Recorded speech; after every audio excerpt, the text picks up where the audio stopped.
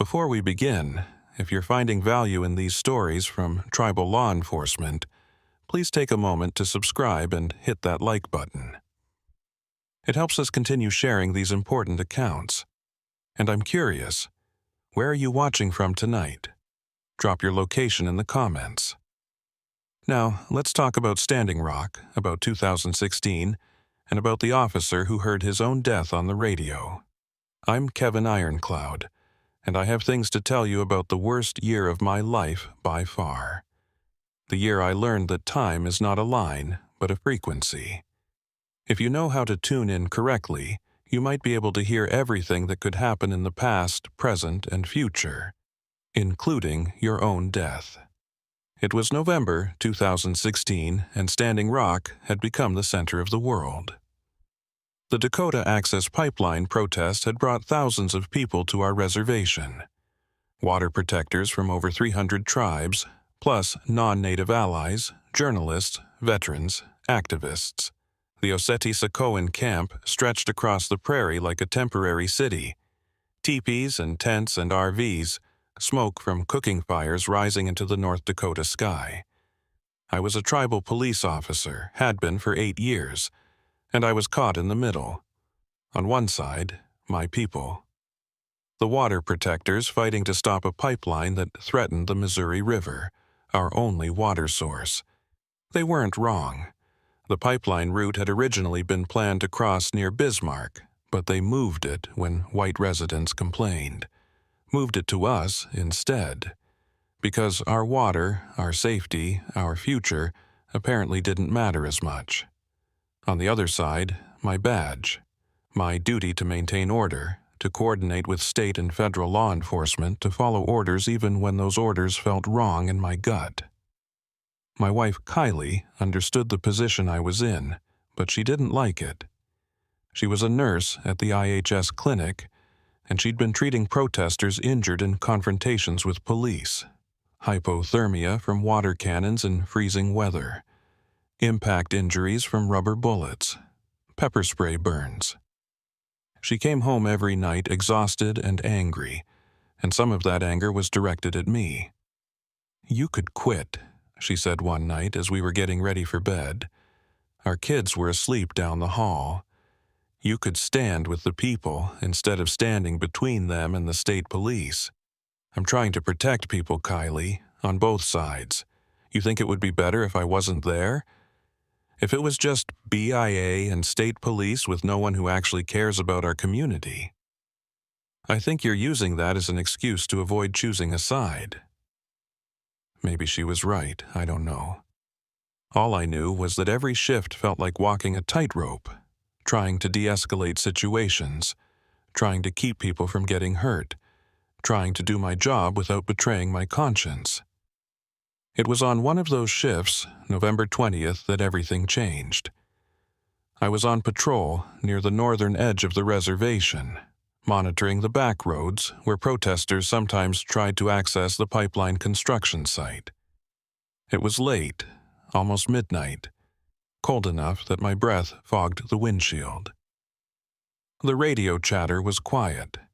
Most of the action was happening further south, near the main camp. Then I got a call from Captain Jim Roberts, our chief. "Ironcloud, we've got a missing person, Maya Blackstone, 23 from the camp. Last seen this afternoon heading north on foot. Family's worried she might be lost or hurt."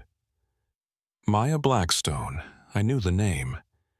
She was one of the organizers, a Diné woman from Arizona who'd been at Standing Rock since August. Smart, passionate, always the first one to step between protesters and police, always trying to keep things peaceful. "Copy that. I'm in the north sector now. I'll start a search." I spent the next hour driving the back roads, stopping periodically to get out and call Maya's name. Nothing. The prairie was dark and vast, easy to get turned around if you didn't know the land. And Maya wasn't from here. She could have wandered miles in the wrong direction. Around 1 a.m., I decided to try the radio. Not the police radio, my personal HAM radio that I kept in the truck. I'd been an amateur radio operator since I was a teenager, and I knew the frequencies that the camp organizers used to coordinate. Maybe someone had seen her.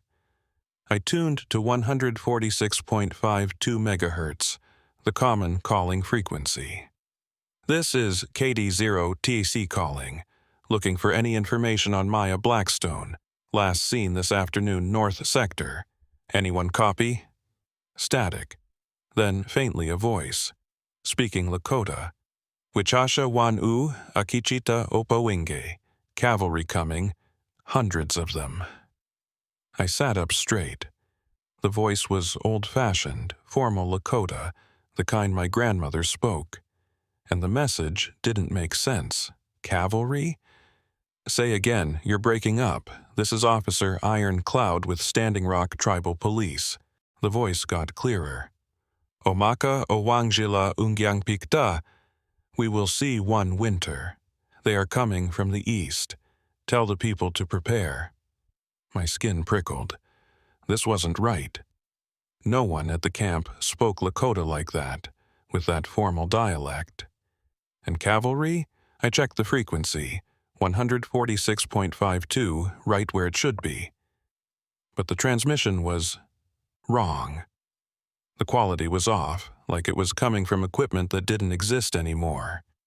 Who is this? Identify yourself. Chank Pei Opi Wakhon Yang, Wounded Knee Creek, December 28th, year 1890. The cavalry is gathering at Pine Ridge. Tell Sitanka and the people to run. Run now before. The transmission cut to static. I sat there in my truck, hands shaking on the steering wheel. 1890. Wounded Knee.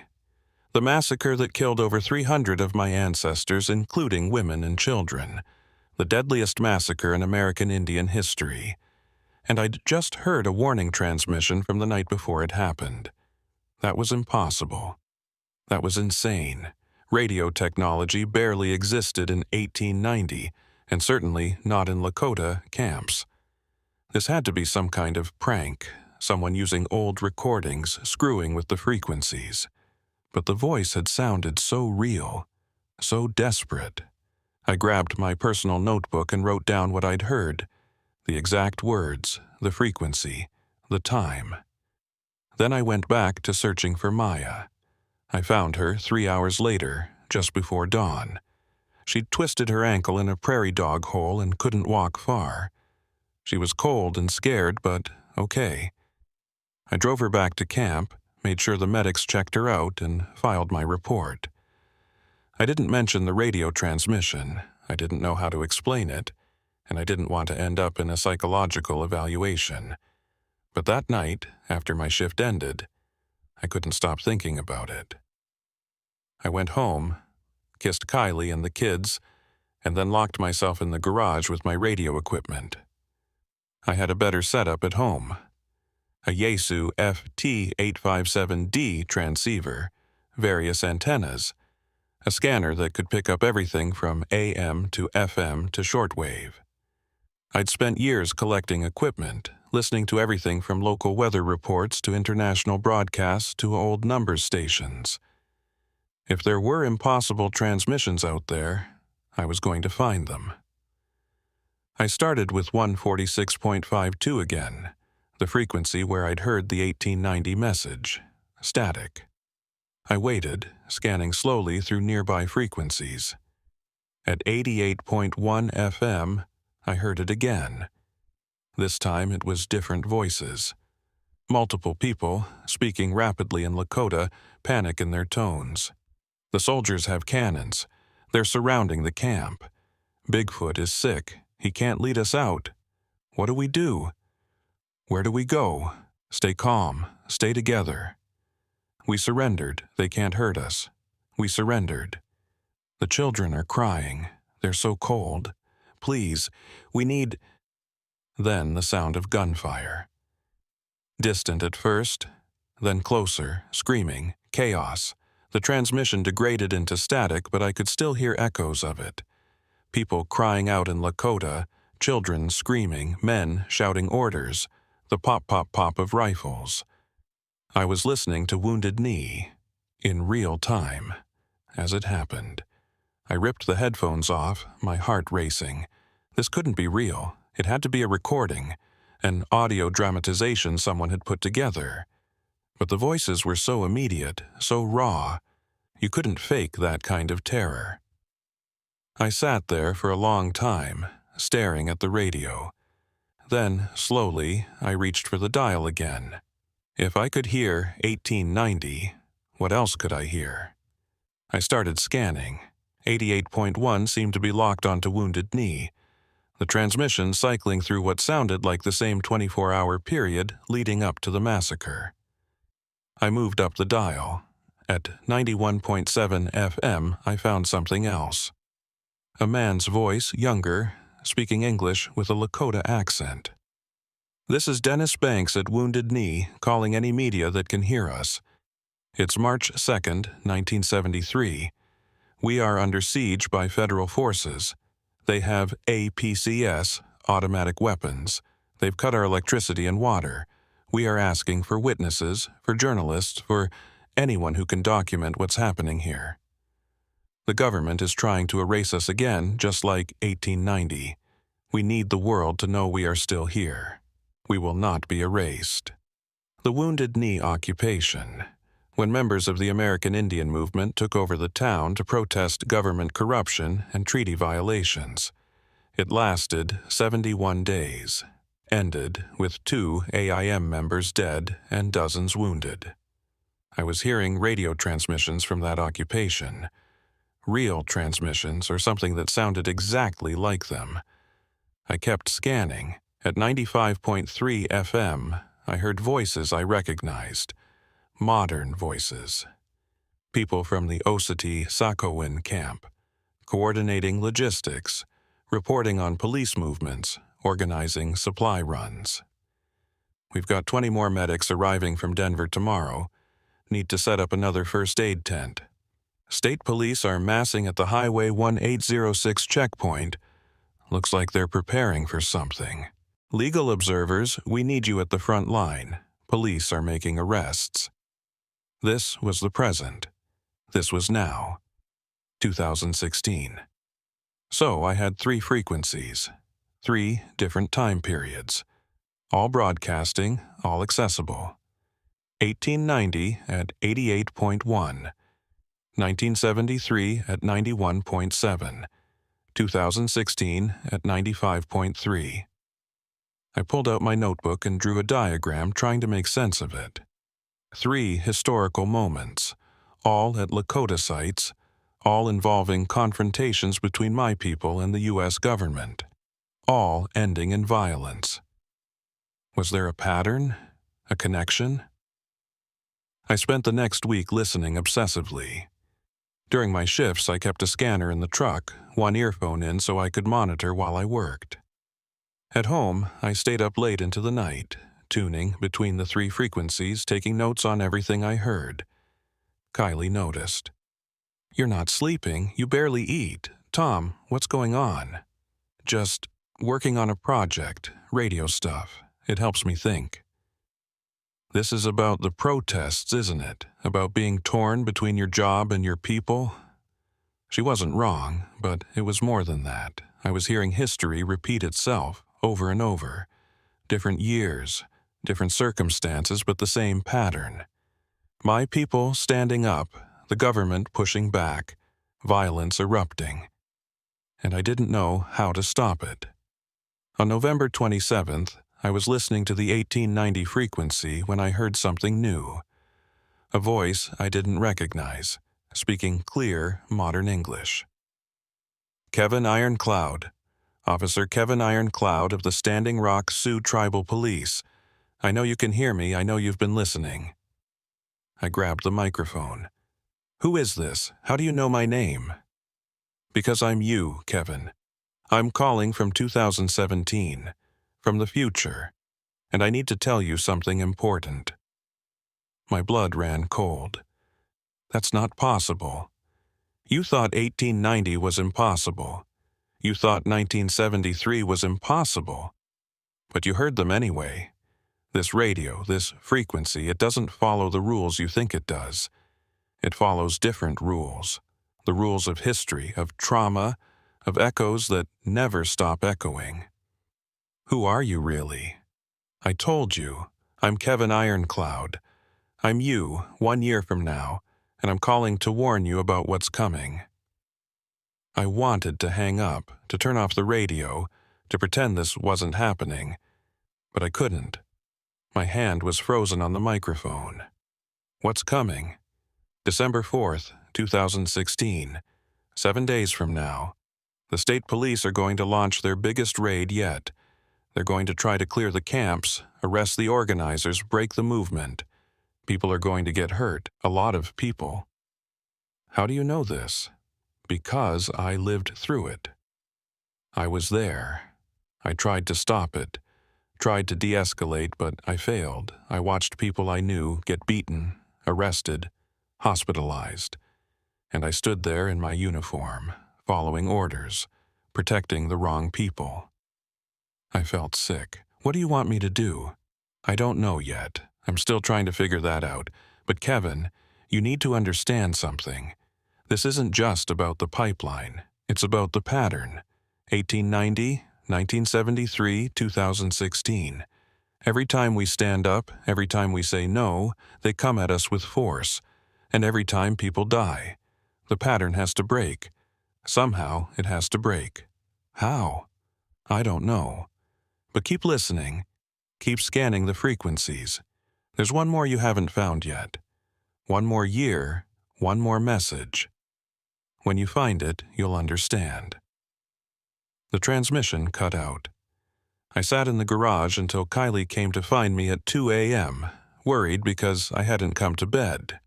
I told her I was fine, just lost track of time. But I wasn't fine. I was terrified. Someone claiming to be my future self had just called me on a radio that could apparently receive transmissions from the past. And he'd warned me that in 7 days everything was going to fall apart. The next day at work, I pulled Captain Roberts aside. "Sir, I've been hearing chatter about a potential raid on the camps. December 4th. Can you confirm?" Roberts looked uncomfortable. "Where did you hear that?" "Sources. Is it true?" "It's under discussion. The governor's office is pressuring us. They want the camps cleared before winter sets in. They're saying it's for public safety, but..." He trailed off. "But we all know what it's really about. I can't have this conversation with you, Ironcloud. You want to keep your job, you do what you're told. You want to quit and join the protesters, that's your choice. But you can't do both." I wanted to tell him about the radio, about the warnings from 1890 and 1973 and my own future self. But he'd think I'd lost my mind. Maybe I had. That night, I went back to scanning. I tried every frequency between 88.1 and 98.9, looking for the fourth transmission that future me had mentioned. I found it at 98.9 FM. At first, it was just static, but as I fine-tuned the frequency, I started to hear something. A voice, faint, distant, like it was calling from very far away. My voice. "This is Kevin Ironcloud. Final transmission. December 4th, 2017. 1 year exactly. 1 year in the future, just like the other voice had said. I'm recording this because someone needs to know. Someone needs to understand what happened. Why I made the choice I made." I leaned closer to the speaker, straining to hear. "They're saying it was suicide by cop, that I wanted to die, that I snapped under the pressure, but it wasn't that. I knew exactly what I was doing. I had to die, you understand? I had to die so that 300 others could live." My hands started shaking. If you're hearing this, if you're me from the past, you need to understand the pattern. 1890, 300 dead at Wounded Knee. 1973, the siege could have ended the same way, should have ended that way, but someone chose differently. Someone sacrificed, and only 2 died instead of hundreds. 2016, the pattern wants to repeat, wants another massacre, wants 300 more. But it doesn't have to happen, not if one person chooses to break it. The transmission was breaking up, degrading into static. Listen to the frequencies, Kevin. Listen to the past, listen to the present, listen to the future. Understand the pattern. And when December 4th comes, when the raid starts, you'll know what to do. You'll know how to save them, even if it costs everything. The transmission cut out completely. I sat there in the dark garage, staring at the radio. December 4th, 2017. 1 year and 7 days from now. According to my own voice from the future, that was the day I was going to die. And according to that same voice, my death was going to save 300 people from a massacre. I didn't sleep that night. I couldn't. I kept hearing my own voice on that transmission, calm and resigned, explaining why I had to die, talking about it like it was already decided, already done. Was the future fixed, or could I change it? And if I could change it, should I? 300 lives versus 1. The math was obvious. But those 300 were strangers, possibilities, maybes. The one life was mine. My wife, my kids, my future. How do you choose? The next morning, December 1st, I went to see the only person I thought might understand what I was experiencing. Gary Kill's Thunder was 87 years old, a Hunkpapa elder who lived on the northern edge of the reservation. He'd been at Wounded Knee in 1973, had spent 71 days in the occupation, had been one of the negotiators who finally ended the siege without another massacre. I found him in his Kitwild, drinking coffee and listening to a Lakota language radio program. Tunkang Shila, I said, using the respectful term for grandfather. I need to talk to you about something strange. Strange is good, boring is bad. Sit down, grandson. Tell me what's troubling you. I told him everything.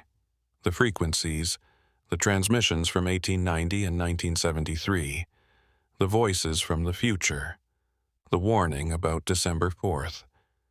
I expected him to think I was crazy, to laugh it off or suggest I see a doctor.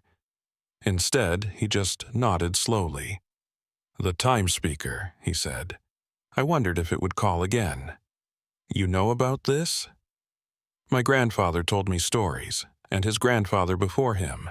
There have always been people who could hear the frequencies of time, usually during periods of great crisis, great change. They hear the past calling to the present, warning us, trying to break the patterns that trap us. The patterns of violence. Yes, the pattern that says when we stand up, we must be struck down.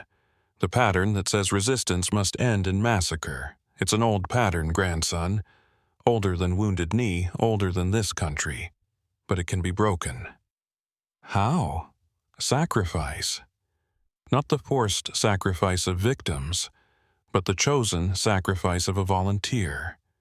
Someone who steps forward and says, I will take the blow meant for many. I will break the pattern with my body. That's what happened in 1973? Yes. When the siege was ending, when the government was preparing to rush the bunkers and kill everyone inside, one of our warriors went out alone, unarmed. He walked toward the federal line, hands up, singing his death song. The soldiers didn't know what to do. They held fire. And in that moment of confusion, of hesitation, the negotiators were able to broker a surrender. 2 people died in the whole occupation instead of the hundreds the government had planned for. You're saying I need to do the same thing. Gary looked at me with ancient, sad eyes.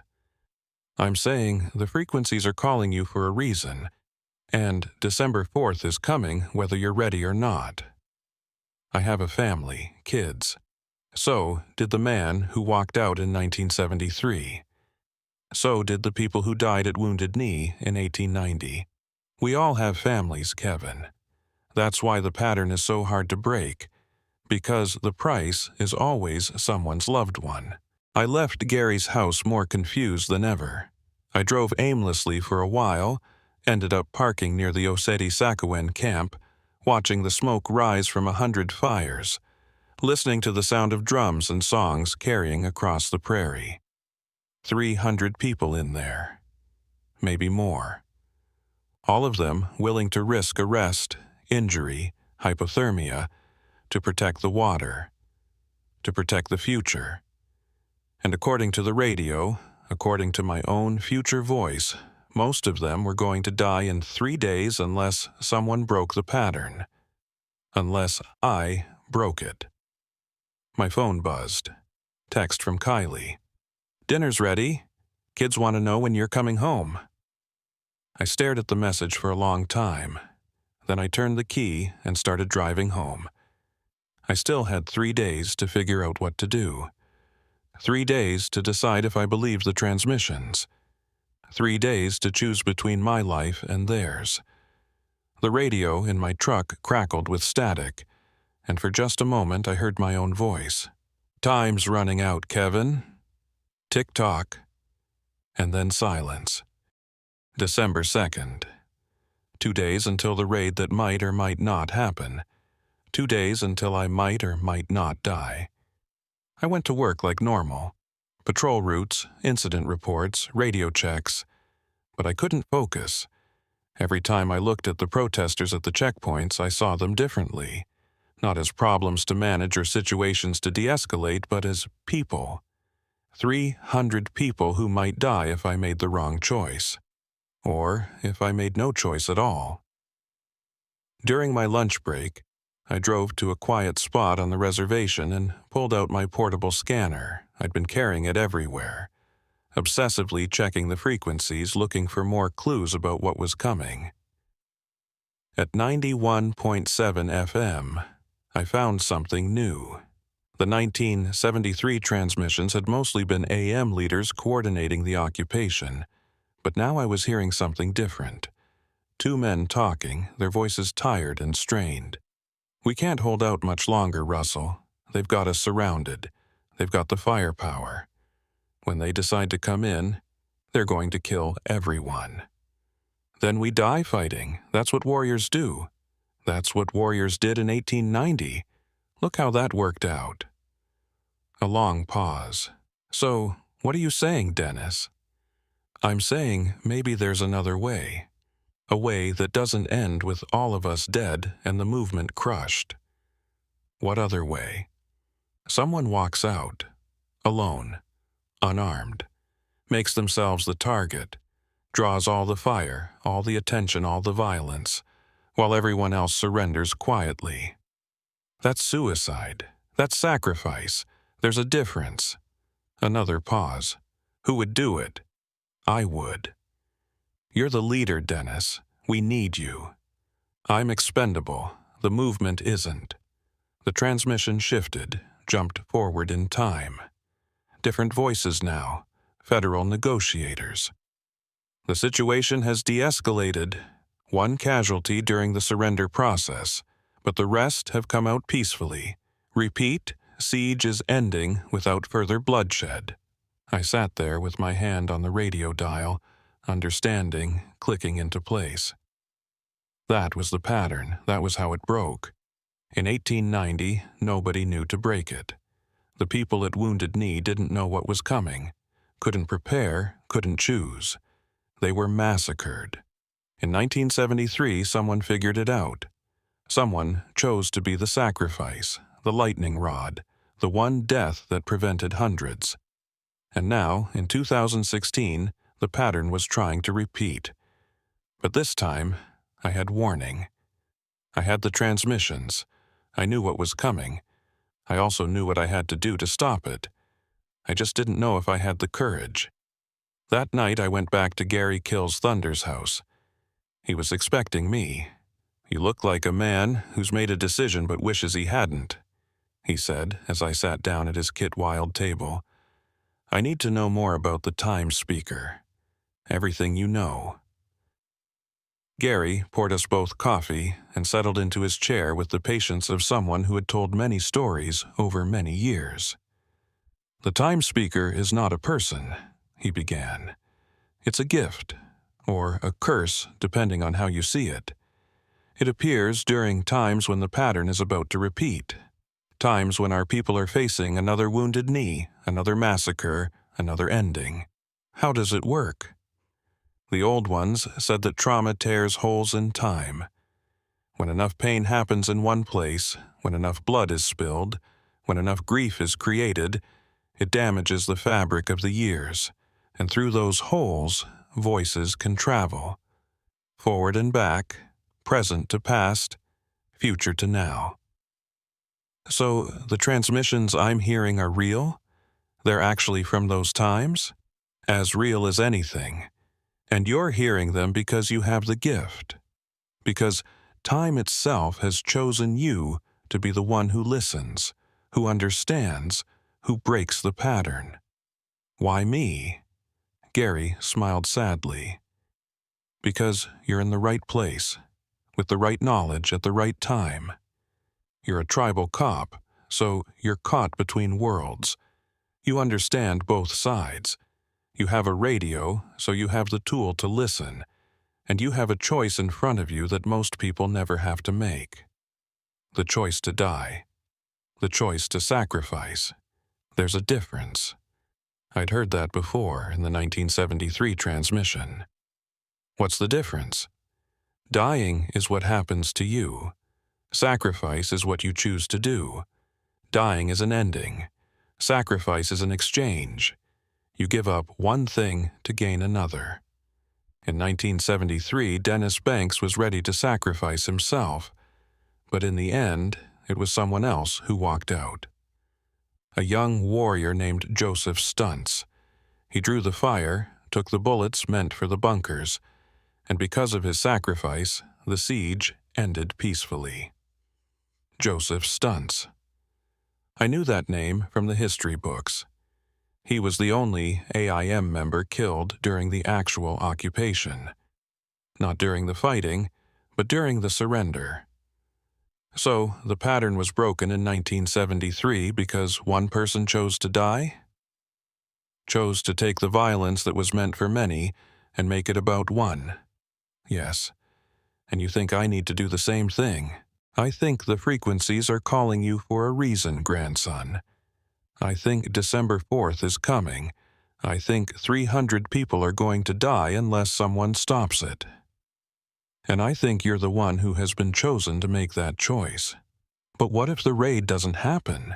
What if it's not as bad as the transmissions say? What if I die for nothing? Then you die for nothing. Or you die believing you did the right thing. Either way, you're dead. The question is whether you can live with letting 300 others die when you could have prevented it. I drove home that night in silence, the weight of the choice crushing down on me. When I pulled into the driveway, I sat in the car for a long time, staring at my house.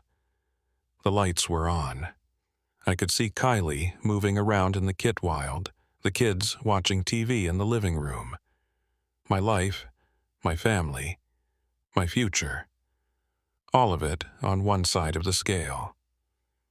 300 strangers on the other.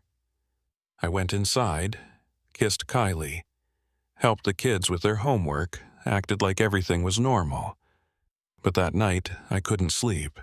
I lay in bed next to Kylie, staring at the ceiling, listening to her breathe. At 2 a.m., I gave up and went to the garage. I turned on the radio and scanned through all 4 frequencies. 88.1 was still broadcasting from Wounded Knee, 1890, the night before the massacre. 91.7 was repeating transmissions from the Wounded Knee occupation. 95.3 was carrying modern chatter from the protest camps. And 98.9, my own voice from 1 year in the future, kept repeating the same message. I had to die so that 300 others could live. I grabbed the microphone. If you can hear me, if you're really me from the future, talk to me. Tell me what to do. Static. Then, faintly, you already know what to do, Kevin. I don't want to die. I have kids. I have a wife. I have a life. So did I. So did Joseph Stuntz. So did the people at Wounded Knee who didn't have a choice. You have a choice, that's the difference. What happens on December 4th, exactly? The state police launch a dawn raid. They have APCS, riot gear, military-grade equipment. They're coming in hard, planning to arrest everyone, clear the camps by force. The plan is overwhelming shock and awe. But something goes wrong. Someone fights back, then someone else. Within minutes, it's chaos. Rubber bullets turn to real bullets. People are trampled. Hypothermia sets in. By the time it's over, 314 people are dead. The second Wounded Knee massacre. Unless I stop it. Unless you break the pattern, you go out alone. Before the raid starts, you position yourself between the police and the camps. And when they come, you don't move. You stand there, unarmed, singing, just like Joseph Stuntz did, just like the warriors at Wounded Knee would have done if they'd known. And they kill me. Yes, but it breaks their momentum. It creates hesitation. It forces them to slow down, to second guess, to pull back. And in that space, the leadership on both sides can negotiate. The raid is called off. The camps survive. 314 people will go home to their families. Except me. Except you. I sat there holding the microphone, my hands shaking. I don't know if I can do this. You have 2 more days to decide. But Kevin, you need to prepare. You need to make recordings, leave messages for Kylie and the kids. You need to get your affairs in order. Because whether you're ready or not, December 4th is coming. The transmission cut out. I looked at the clock. 2:47 a.m., December 3rd. Just over 24 hours until the raid that might end with my death. I pulled out my phone and started recording a video. Kylie, if you're watching this, it means I'm gone. And I need you to know that I didn't leave you. I didn't give up. I made a choice. A hard choice, maybe the hardest I've ever made. But it was the right choice. I recorded for 20 minutes trying to explain the unexplainable. The frequencies, the transmissions, the pattern, the sacrifice. Trying to make her understand why I had to die to save people we'd never met. Then I recorded messages for each of my kids, telling them I loved them, telling them to be strong, telling them their father had tried to do something good. I hid the files on a cloud server with instructions to email them to Kylie if I didn't log in for 48 hours. Then I sat there in the garage until dawn, listening to the radio, hearing the past and the present and the future all bleeding together. December 3rd was the longest day of my life. Every minute felt like an hour, every hour like a day. I went to work, tried to act normal, but I could feel the weight of what was coming pressing down on me. Captain Roberts called a meeting at 1400 hours. All tribal police officers, mandatory attendance. We gathered in the conference room. Roberts looked grim. I've just been informed by the governor's office and the BIA that a coordinated action is planned for tomorrow morning, December 4th, at 0500 hours. State police, BIA law enforcement, and National Guard will be conducting a sweep of the protest camps to enforce eviction orders and make arrests for trespassing. My blood ran cold. It was real. The raid was happening. Our role will be traffic control and perimeter security. We are not to engage directly with protesters. We're there to support state and federal law enforcement. Questions? One of the younger officers raised his hand. Sir, is this safe?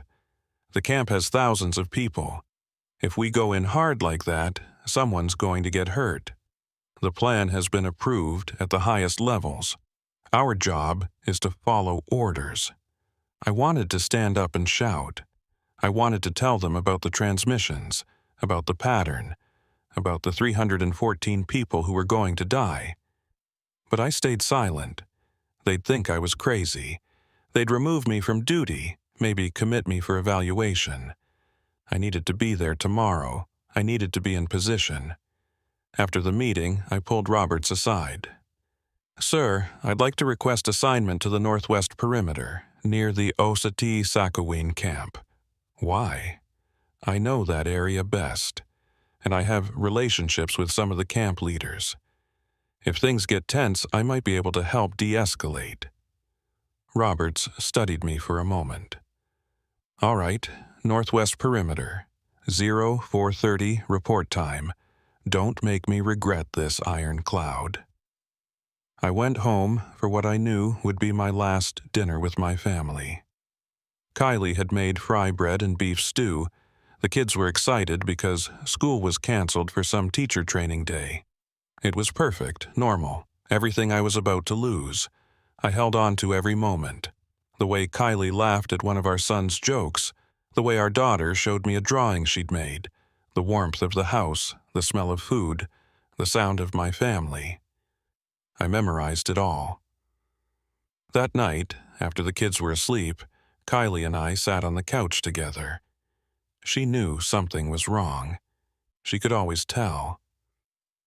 "Tom, you've been different the past few days. Distant. Are you okay?" I wanted to tell her everything. About the radio, about the choice, about tomorrow.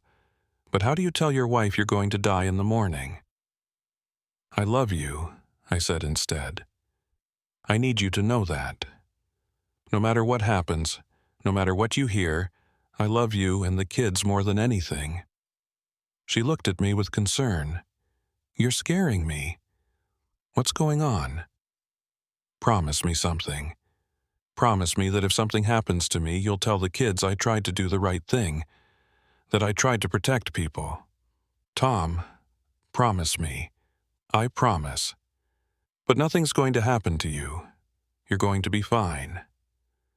I held her tight, breathing in the smell of her hair, feeling her heart beat against my chest, trying to hold on to this moment forever. We went to bed around 11. Kylie fell asleep quickly, but I lay awake, staring at the ceiling, counting down the hours. At 2 a.m., I got up quietly and went to the garage one last time. I turned on the radio and tuned to 98.9. "If you're there, if you can hear me, I need to know I'm making the right choice." My future voice answered immediately, clearer than it had ever been. "You are, Kevin. I know it's hard, I know it's terrifying, but you're making the right choice. 314 people are going to live because of what you do tomorrow. 314 families that won't be destroyed. That's worth it. That has to be worth it. Will it hurt?" A pause. "Yes, but not for long." "And you're sure? You're absolutely sure this is the only way?" "I've lived through the alternative, Kevin. I've seen what happens if you don't go out there. I've stood over the mass graves. I've listened to the mothers crying. I've watched the news coverage of the second Wounded Knee massacre. And I've spent every day since wishing I'd been brave enough to stop it. You have that chance. You have the courage I didn't have. I don't feel courageous. I feel terrified. Courage isn't the absence of fear. It's moving forward despite it. You know what needs to be done. Now you just have to do it. Will Kylie understand? Eventually. Maybe not at first. Maybe not for years. But eventually, she'll understand that you were a warrior. That you fought the only way you could. That you broke the pattern." I sat there in silence, the weight of the decision settling into finality. "Okay," I said finally. "I'll do it. I'll go out there tomorrow. I'll break the pattern." "Thank you, Kevin. You're doing the right thing. You're saving lives. You're a hero." "I don't feel like a hero. Heroes never do. That's what makes them heroes." The transmission started to break up. "Kevin, one more thing. When you go out there tomorrow, when you're standing between the police and the camps, remember that you're not alone. Every person who ever sacrificed for our people will be standing with you. Every warrior who ever chose the many over the one. You're part of that tradition now, part of that honor. Will I see you again, on the other side? I am you, Kevin. We're the same person. When you die tomorrow, I'll cease to exist too. This timeline will collapse, replaced by a new one, a better one, where 314 people live. Then this is goodbye. This is goodbye. Walk in beauty, brother. And thank you for having the courage I never did. The transmission cut to static. I sat there for a long time, then turned off the radio and went back to bed. I lay next to Kylie, listening to her breathe, feeling the warmth of her body next to mine. In 5 hours, I would get up, get dressed, and drive to the northwest perimeter of the Oseti-Sakowin camp. In 6 hours, the state police would begin their raid. In 7 hours, I would walk out alone, unarmed, and position myself between 314 people and the violence meant for them. And in 8 hours, I would be dead. But 314 people would be alive. That had to be enough. I closed my eyes and tried to sleep. Tomorrow, I was going to break the pattern. Tomorrow, I was going to become the sacrifice. Tomorrow, I was going to die so that others could live. And somewhere, on a radio frequency that existed outside of time, my voice would echo through the years, warning others, guiding them, helping them make the same impossible choice. The time speaker would continue, the pattern would break, and the massacres would end. At least for now, at least for today, that would have to be enough. My alarm went off at 0400 hours, but I was already awake. I'd been staring at the ceiling for the past hour, watching the darkness slowly lighten into gray. My last morning. I got up quietly, trying not to wake Kylie. In the bathroom, I looked at myself in the mirror. Kevin Iron Cloud, 36 years old, husband, father, tribal police officer. Soon to be dead. I thought I'd look different, knowing what was coming, but I looked the same. Maybe a little more tired, maybe a little more sad, but the same. I put on my uniform for the last time. The badge felt heavier than usual. I checked my service weapon, then made a decision and left it in the safe. I wouldn't need it. The transmissions had been clear. I had to go out unarmed. In the Kit Wild, I found Kylie making coffee. She looked up when I came in and I saw the concern in her eyes. "You're up early. Have to report at 0430. Big operation today." "The camps?" I nodded. She set down her coffee mug and came to me, wrapped her arms around me. "Be safe. Please." I held her tight, breathing in the smell of her, memorizing the feel of her against me. "I love you. More than anything, I love you too. Come home safe." If only I could. I went to check on the kids. They were still asleep. My son, 10 years old, sprawled across his bed with his blanket kicked off. My daughter, 7, clutching her favorite stuffed animal. I kissed them both on the forehead, whispered that I loved them, and left before I could start crying. Kylie walked me to the door. "Tom, is everything okay? You're acting strange." "Just nervous about today. Big operation. I'll be fine." She kissed me one last time. "Be careful." "Always." I walked out to my truck, started it, and pulled out of the driveway. I didn't look back. If I looked back, I wouldn't be able to leave. The drive to the northwest perimeter checkpoint took 20 minutes. The roads were empty, the reservation dark except for scattered lights from early risers. As I drove, I turned on my portable scanner and tuned to 88.1. The Wounded Knee transmission was still running, the night before the massacre. December 28, 1890. People trying to sleep in the cold, children crying, elders praying. They didn't know what was coming. They had no warning, no choice. I had both. I switched to 91.7. The 1973 occupation, March 2nd. Dennis Banks coordinating with lawyers, trying to negotiate a peaceful end before the federal forces came in shooting. "We need more time," someone was saying. "If we can just get the media here, show them what's happening, the government won't dare attack us." But they did attack, just not as hard as they'd planned. Because someone sacrificed, because someone broke the pattern. Now it was my turn.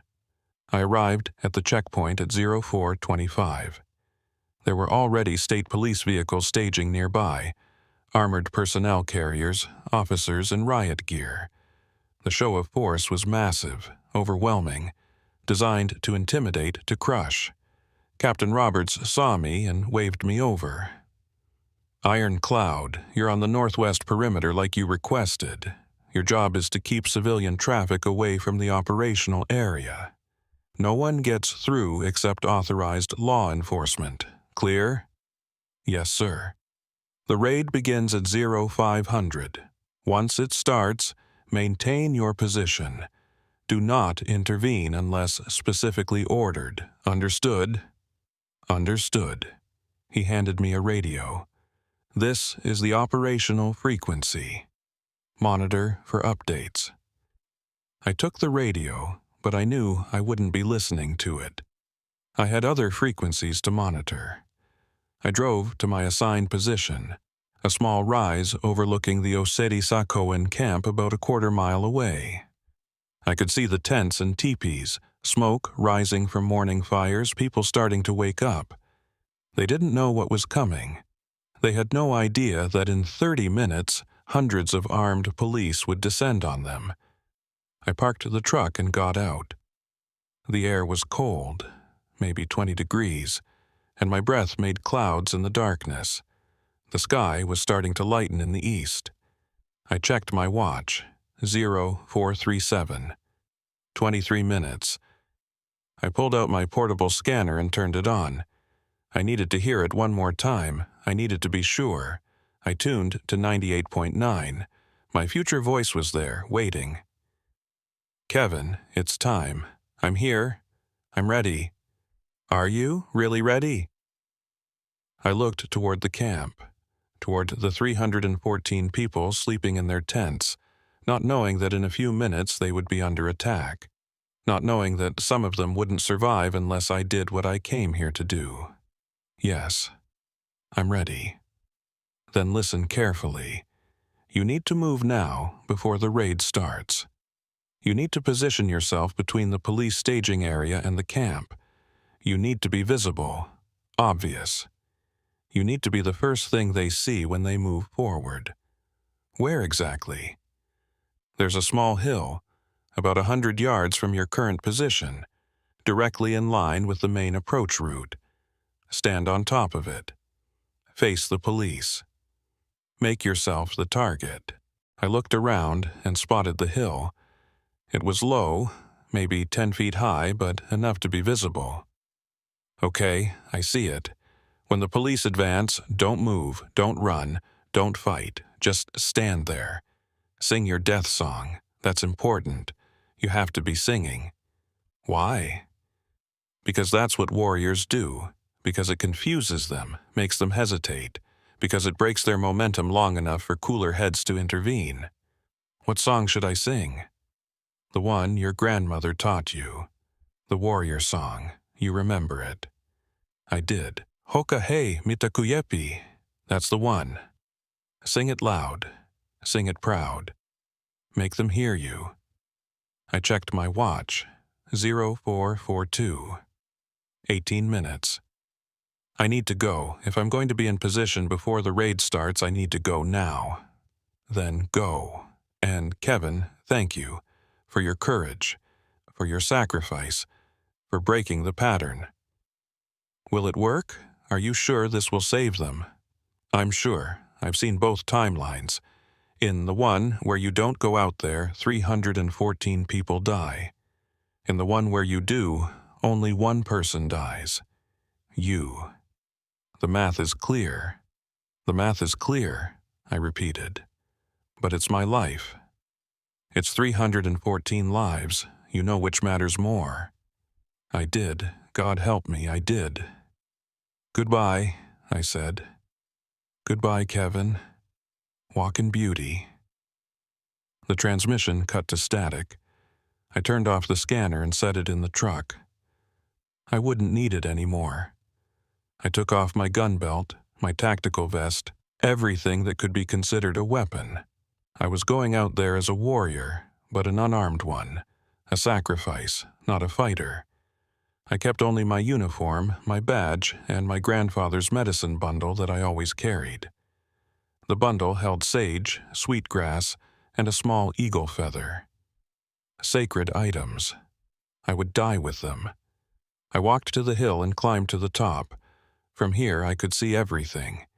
The camp to my west, starting to wake up, people emerging from tents.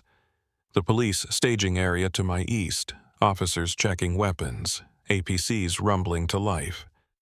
I was directly in the middle, exactly where I needed to be. I checked my watch. 4:49. 11 minutes. I stood facing east toward the rising sun and the approaching police. I closed my eyes and prayed. Grandfather, hear me. I am Kevin Ironcloud, Hunk Papa Lakota, and I am about to do something that terrifies me. But I believe it's right. I believe it will save lives. Please walk with me. Please give me courage. Please let my sacrifice mean something.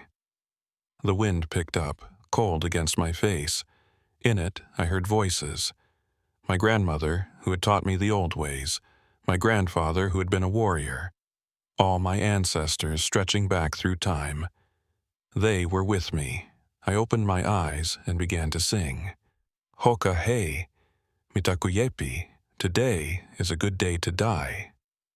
My voice was shaky at first, but it grew stronger. Hoka hei, oyate kinikte. Today the people will live. In the distance I heard engines starting. The police were beginning their advance. I kept singing. At exactly 0500, the raid began. The APCs rolled forward, flanked by dozens of officers in riot gear. The sound was enormous, engines roaring, equipment clanking, boots marching in formation. They were coming in hard, just like the transmission had warned, and there I was, standing on a hill directly in their path, singing my death song. The lead APC stopped about 50 yards from me. I could see the driver through the windshield, confusion on his face. He was speaking into his radio, probably asking command what to do about the crazy Indian standing in the way. More vehicles stopped. The formation broke. Officers were pointing at me, talking into radios, uncertain. I kept singing. A voice came over a loudspeaker. You on the hill, this is the North Dakota State Police. You are interfering with a law enforcement operation. Stand down and move away immediately. I didn't move. I kept singing. I repeat, stand down. Move away from the area or you will be arrested. Still, I didn't move. I was a statue, a monument, a living prayer. Behind me, I heard commotion in the camp. People had noticed the police, noticed me, and were gathering. Voices calling out, asking what was happening. The loudspeaker again. This is your final warning. Stand down or we will use force. I stopped singing. In the sudden silence, I spoke loud enough for them to hear. My name is Kevin Ironcloud. I am a tribal police officer. I am unarmed, and I am standing here to ask you not to do this. These people are protesting peacefully. They are protecting their water, their future. Do not attack them. Do not repeat Wounded Knee. Do not become the people who massacre the innocent. For a long moment, nothing happened. Then I heard a new voice over the radio frequency, loud and clear through the scanner someone in the camp had turned on. All units, hold position. Do not advance. Command is reassessing the situation. The formation stopped completely. I could see officers talking to each other, pointing at me, uncertain what to do with this one unarmed man who wouldn't move. I started singing again. Hokahe mitakuyepi. Today is a good day to die. And then from the camp behind me, I heard other voices joining mine. Water protectors taking up the song, amplifying it, turning my solo into a chorus. Hokahe oyate kinikte. Today the people will live. The sound swelled. Dozens of voices, then hundreds, all singing the warrior song, all standing with me. I felt tears on my face. I wasn't alone. I'd never been alone. The loudspeaker crackled again, but this time it was a different voice, calmer, more measured. This is Commander Harrison. We are standing down. Repeat, all units stand down. Do not advance. We are calling for negotiators. I couldn't believe it. It was working. The pattern was breaking. I kept singing. Hours passed. The police maintained their position, but they didn't advance. Negotiators arrived, set up a command tent, started talking with representatives from the camp. News helicopters circled overhead. By mid-morning, the standoff had become national news. I stood on that hill the entire time, singing when I had the voice, praying when I didn't. People from the camp brought me water, blankets, food, but I didn't leave my position. Not until the negotiators reached an agreement. At 13:47 hours, Commander Harrison walked across the distance between the police line and my hill. He was alone, unarmed, his hands visible. He climbed the hill and stood next to me. Officer Iron Cloud.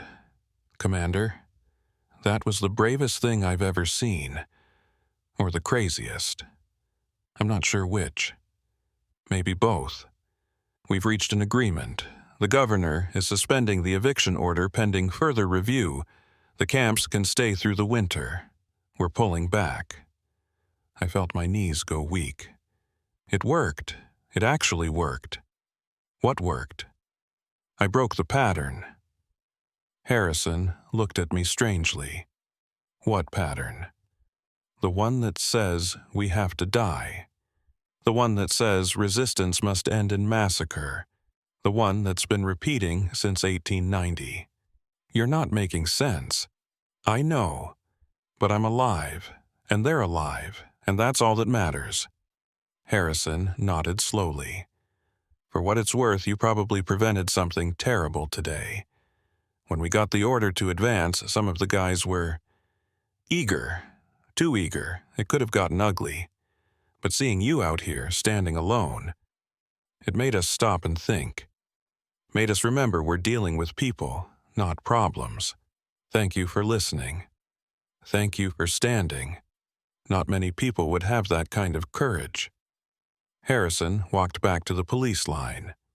Within an hour, the APCs were pulling out, the officers standing down. The raid was over before it really began. I stayed on the hill until sunset, watching the police withdraw, watching the camp celebrate. People came up to shake my hand, to thank me, to tell me I was a hero. I didn't feel like a hero. I felt exhausted, confused, and relieved. I also felt wrong, because, according to the transmissions, I was supposed to die today. The pattern was supposed to break through my sacrifice, but I was still alive, and the raid had ended peacefully anyway. What did that mean? At 1800 hours, I finally left the hill and walked back to my truck. My body ached from standing in the cold all day. My voice was hoarse from singing. But I was alive. I got in the truck and just sat there for a while trying to process what had happened. Then I remembered the scanner. I turned it on and tuned to 98.9, the frequency where my future voice had been calling from. Static. I fine-tuned it, scanning around the frequency. Nothing. The transmission was gone. My future voice, the one that had been warning me, guiding me, telling me I had to die, was silent. I checked the other frequencies. 88.1, wounded knee, 1890. Silent. 91.7, the 1973 occupation. Silent. 95.3, the modern camp chatter. That one was still active, people celebrating the police withdrawal. But the historical transmissions were gone. The pattern had broken. The time speaker had completed its purpose. The voices from the past and future had fallen silent because they were no longer needed. I had done it. Somehow, without dying, I had broken the pattern. Or had I? I pulled out my phone and checked the date. December 4th, 2016. But which December 4th? The one where I was supposed to die, or a different one? Had the timeline changed? Was I living in a new reality now, one where the sacrifice wasn't required? I drove home in a daze, my mind spinning with questions I couldn't answer. Kylie met me at the door, throwing her arms around me. "Tom, we saw it on the news. You were on every channel, standing on that hill, singing. Everyone's saying you're a hero." "I'm not a hero. I just did what needed to be done." "The kids are so proud of you. They've been telling everyone their dad saved 300 people. 300, not 314. Close, but not exact." "Can I see them?" I spent the evening with my family, accepting their congratulations, downplaying my role, trying to feel normal. But something was off. I couldn't put my finger on it, but something felt wrong. That night, after everyone was asleep, I went to the garage one last time. I turned on the radio and scanned through all the frequencies. All silent except for normal broadcasts.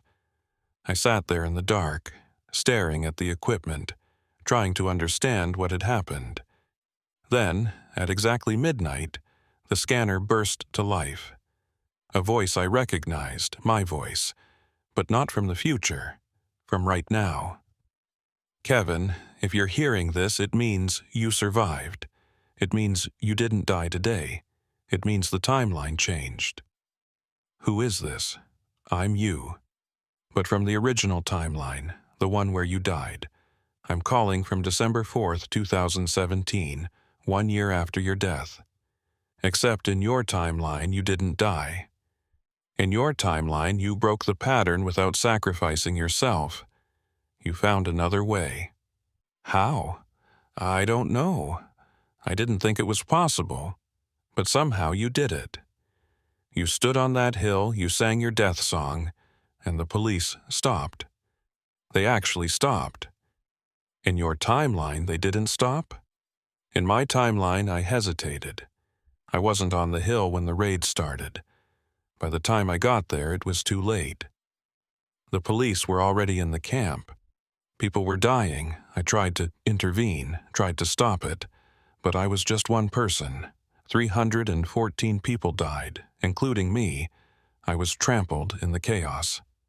"So you've been calling me from that timeline? Warning me?" "Yes. Trying to make sure you didn't make the same mistake I did. Trying to make sure you had the courage to be there, to stand firm, to break the pattern. And you did. You actually did. What happens now? I don't know. The timeline has split. In my reality, the second Wounded Knee massacre happened. In yours, it didn't. Two different futures branching from the same moment. And I think this means I can finally rest. My purpose is complete. I warned you, guided you, made sure you didn't fail the way I failed. Now I can let go. Wait, don't go. I have so many questions." "You'll figure it out, Kevin. You're smarter than I was. Braver. You found a way to break the pattern without dying. That's incredible. That's what we've been trying to do for centuries. Break the pattern of violence without perpetuating it. You did that." The transmission started to fade. "Goodbye, Kevin. Live the life I never got to live. Love your family, protect your people, and remember that time is not a line, it's a frequency. And if you're ever lost, just tune in. The ancestors are always broadcasting. You just have to know how to listen. Static. Silence. I sat there for a long time, processing everything. I had broken the pattern. I had saved 300 people without dying. I had changed the timeline itself, but the cost wasn't zero. Somewhere, in another reality, another version of me had died so that this version could succeed. Another timeline where the massacre happened, where the pattern continued. I was living in the better timeline, the one where we won. But I would never forget the other one, the one where we lost. I would carry that knowledge with me, the weight of what could have been, what had been in another reality. And I would spend the rest of my life trying to honor the sacrifice of the other Kevin, the one who died so I could live. I turned off the radio and went back inside. Kylie was awake, waiting for me in bed. "You okay?"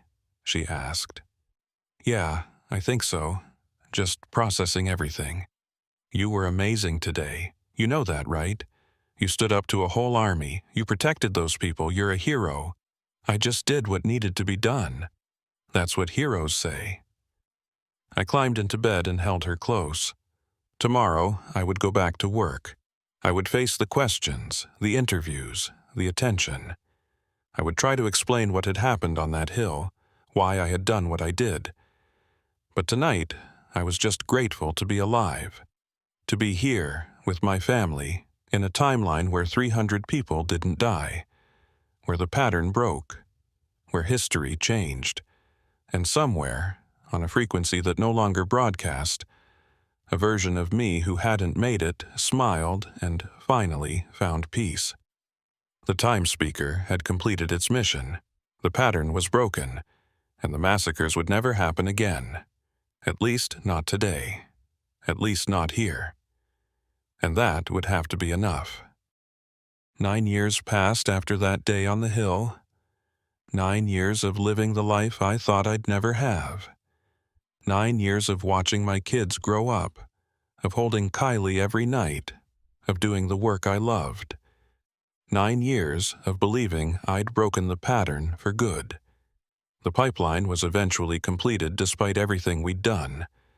It crossed under the Missouri River just like we'd feared. But something else happened too. The movement we started at Standing Rock spread across the country. Hundreds of communities stood up against pipelines, against corporations, against the assumption that they had no voice. We didn't win everything, but we won something. We won the belief that resistance was possible. Kylie and I stayed together. Our kids grew into good people, strong people. My son wanted to be a lawyer, to fight for treaty rights. My daughter became an activist organizing protests at her high school. She'd been 9 years old when she watched me stand on that hill, and it changed her forever. I went back to work the day after the standoff. Captain Roberts didn't know what to say to me. I'd disobeyed orders, abandoned my post, and somehow become a national hero. The media called me brave. The protesters called me a warrior. The police just called me complicated. I kept my head down and did my job. I patrolled the same roads, responded to the same calls, tried to be the bridge between my badge and my people. It wasn't always easy. Some cops thought I'd betrayed them. Some protesters thought I hadn't gone far enough. But I did what I could. And every night, I went home to the garage and turned on the radio. For 9 years, the frequencies stayed silent. No voices from 1890, no transmissions from 1973, no warnings from the future. Just normal broadcasts, weather reports, news updates, the ordinary hum of the electromagnetic spectrum. I told myself that was good. It meant the pattern was broken. It meant the time speaker had finished its work. But deep down, I knew better. Patterns don't break. They just wait. It happened on December 4th, 2025. Exactly 9 years after the day I didn't die. I was on patrol, same routes I'd driven for 15 years when my scanner started acting strange. Static burst across all frequencies, then cleared into a voice I didn't recognize. A young woman speaking urgent Dakota. The transmission was broken, degraded, but I caught pieces of it. She was calling for help. She said police were coming. She said people were going to die. I grabbed the microphone and tried to respond, but she couldn't hear me. The transmission was one way, like all the others had been.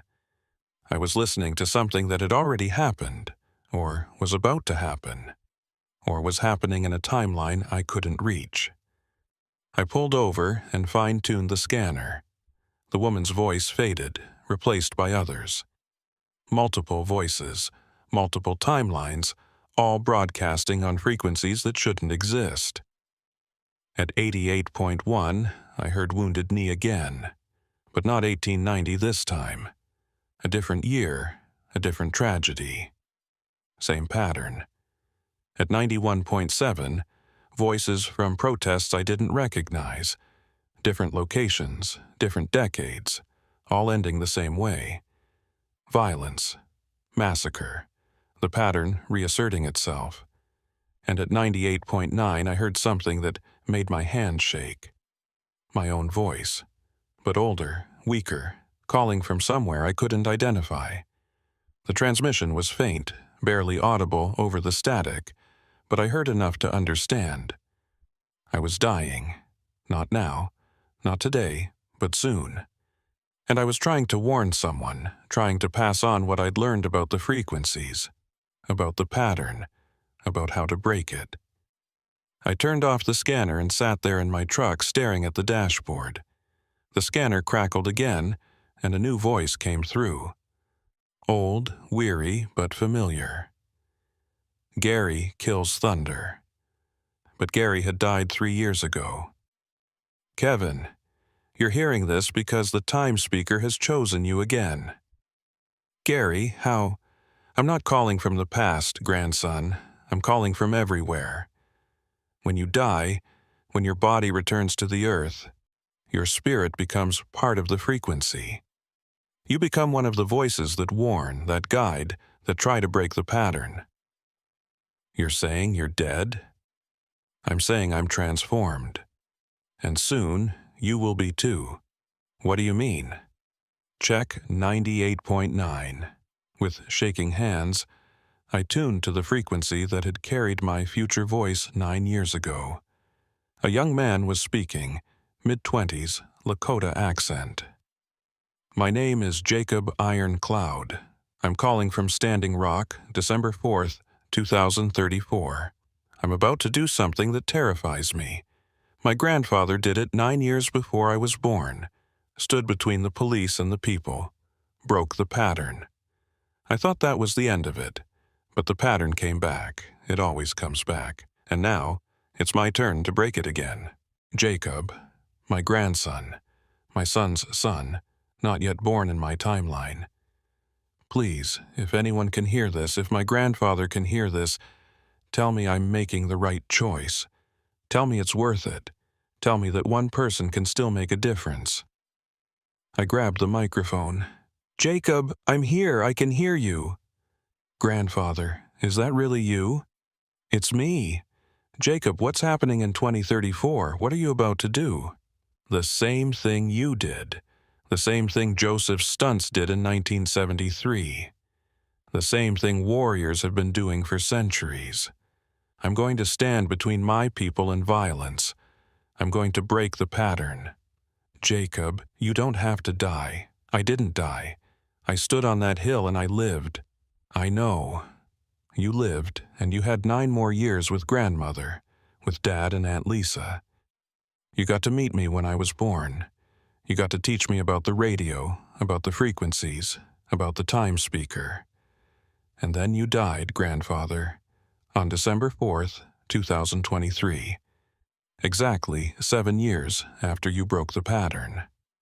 I felt the world tilt. What? No, I'm alive. I'm here, It's 2025. I'm alive. In my timeline, you died, heart attack. But before you died, you told me about the radio, about the transmissions, about how time is a frequency.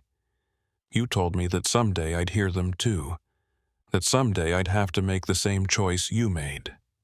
Jacob, listen to me. You don't have to do this. There's always another way. Is there? You thought you broke the pattern. But it just moved, grandfather. Moved to a different place, a different time, a different issue. Bears ears instead of Standing Rock. Climate refugees instead of pipeline protesters. Same pattern, different manifestation. And someone has to break it every time, again and again. That's not fair. That's not how it should work. But it's how it does work. The pattern is bigger than us, older than us. It's been running since before Wounded Knee, before the Trail of Tears, before colonization. It's the pattern that says violence is the answer to resistance, and the only way to break it is sacrifice, again and again. I sat there in my truck, tears streaming down my face. I don't want you to die, Jacob. I don't even know you yet, but I don't want you to die. You taught me to be brave, grandfather. Even though you died when I was 12, even though I only had you for a short time, you taught me that sometimes one person has to stand up, has to say no, has to break the pattern. There has to be another way. Maybe there is. Maybe someday we'll find it, but not today. Today, I have to do what you did. What Joseph Stuntz did. What every warrior who ever chose the many over the one did. I have to be the sacrifice that breaks this cycle of violence. Jacob, please. I love you, grandfather. Thank you for showing me the way. Thank you for being brave first. It makes it easier to be brave now. Jacob. The transmission cut to static. I sat there in my truck on the side of the road, shaking, crying, unable to process what I'd just heard. My grandson who wasn't born yet, calling from 2034, about to die. Because I'd taught him to. Because I'd shown him the pattern. Because I'd broken it once, making him believe he could break it again. The scanner crackled again. Gary's voice. You understand now, Kevin? Understand what? That we're trapped? That the pattern never really breaks? That we just keep sacrificing ourselves over and over for temporary victories? I understand that you're angry, that you feel betrayed, that you thought your sacrifice meant something permanent. Didn't it? It meant everything. For 9 years, 300 people lived who would have died. For 9 years, your family had you. For 9 years, the movement you started changed the world. That's not nothing, Kevin. But it wasn't enough. It's never enough. That's the tragedy. But it's also the heroism. Knowing it won't last forever. Knowing the pattern will return, and standing up anyway. Breaking it anyway. For however long it stays broken. So we're condemned to this. Forever? Generation after generation watching our children and grandchildren sacrifice themselves. No. We're blessed with this. The opportunity to choose courage over comfort. The chance to save lives, even temporarily. The honor of being the ones who stand when others can't. I don't feel blessed. I feel cursed. Most heroes do. I wanted to scream. I wanted to throw the radio out the window, drive home, quit the force, pretend none of this had ever happened. But I couldn't. Because now I knew. I knew that in 9 years, in a timeline I might not live to see, my grandson would stand where I stood, would sing where I sang, would sacrifice what I almost sacrificed. And I had to prepare him for it. I had to teach him about the radio, about the frequencies, about the time speaker, about how to be brave when everything in you wants to run. I tuned the scanner back to 98.9. Jacob, if you can still hear me, I understand. I'm proud of you. You're braver than I ever was, and I promise you, I'll make these 9 years count. I'll raise your father to raise you. I'll teach you everything I know, and when the time comes, you'll be ready. Static. Then faintly, thank you, grandfather. I'll make you proud. You already have. The transmission ended. I sat there for a long time, then started the truck and drove home. Kylie was in the kit wild when I came in. She took one look at my face and knew something was wrong. Tom, what happened? I heard Jacob, our grandson, from 2034.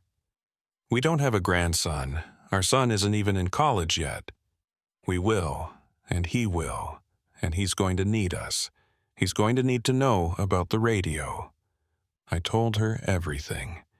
About the new transmissions, about the pattern repeating, about Jacob's message from 9 years in the future.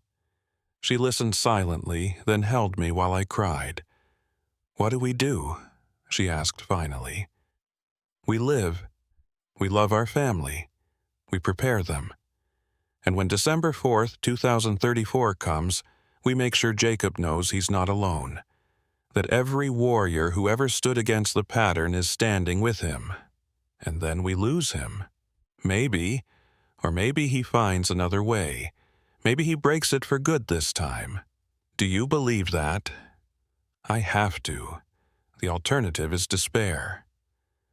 Over the next 9 years, I did what I'd promised. I taught my son about the radio, about the frequencies, about the time speaker. When Jacob was born in 2027, I held him and whispered the warrior songs. When he was old enough to understand, I told him about Standing Rock, about the pattern, about the choice. I didn't tell him he was going to die. I just taught him to be brave. And on December 4th, 2023, exactly 7 years after the day I didn't die, my heart gave out. I was home, in bed with Kylie, and I felt it coming. The tightness in my chest, the numbness in my arm. Kylie, I managed to say, the radio. Check 98.9. She grabbed the scanner from my bedside table and tuned it. Jacob's voice came through, 14-year-old Jacob, calling from 2034. Grandfather, I can hear you. Your frequency is fading. You're dying. I know, I whispered. Before you go, I need to know. Did it mean something, your sacrifice? My sacrifice, all of it? I looked at Kylie, at the life we'd built, at the family we'd raised. Yes, it meant everything. It means everything. Break the pattern, Jacob, however you can, for however long you can. That's all we can do. I will, I promise. Good. Now let me tell you one more thing about the frequencies, about how they work. I spent my last moments teaching my grandson how to tune the radio, how to find the voices from the past and the future, how to become a time speaker himself. And then the frequency that was Kevin Ironcloud faded to static and transformed into something else. Jacob Ironcloud stood on a hill overlooking the Bears Ears National Monument, facing a line of National Guard soldiers. He was 21 years old, unarmed, and singing his death song. Behind him, 300 protesters waited, praying for a miracle. In his pocket, his grandfather's radio crackled with voices from across time. All the warriors who had stood before him, all the sacrifices that had bought temporary peace, all the broken patterns that had reformed. And one new voice, joining the chorus. His grandfather's voice, calling from wherever time speakers go when they die. You're not alone, Jacob. You've never been alone. We're all here. Every warrior who ever chose courage over comfort, every person who ever stood between violence and the vulnerable. We're all broadcasting on the same frequency. and we always will be. Jacob closed his eyes and sang louder. The National Guard stopped, hesitated, pulled back. The pattern broke again. For now, for this moment, for these 300 lives, and somewhere, on a frequency that connects all moments, all timelines, all possibilities, Kevin Ironcloud smiled and added his voice to the chorus. The time speakers were eternal. The pattern would always return, but so would the warriors who broke it, again and again, forever.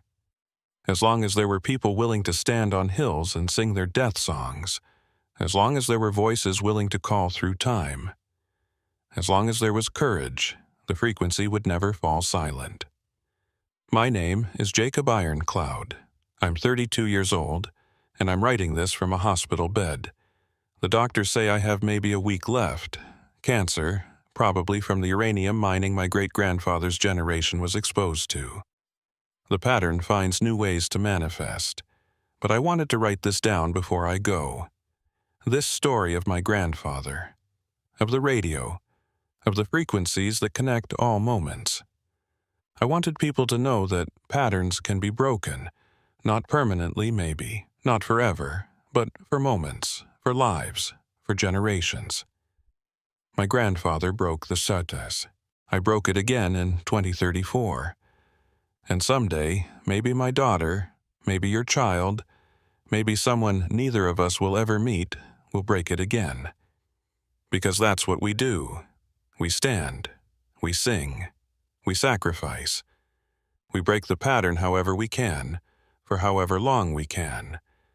And then we become part of the frequency, part of the chorus that calls through time, warning the future, honoring the past, living in the eternal present of the time speaker. If you're reading this, if you hear the voices on the radio, if you're standing on your own hill facing your own cavalry, you're not alone. We're all here, all of us who ever stood, all of us who ever sang, all of us who ever chose the many over the one, tuned to 98.9. We're broadcasting, we're always broadcasting, listen. And when your time comes, add your voice to ours. The frequency is waiting. The pattern is always waiting. But so are we, always, forever. Hokahe. Today is a good day to break the pattern.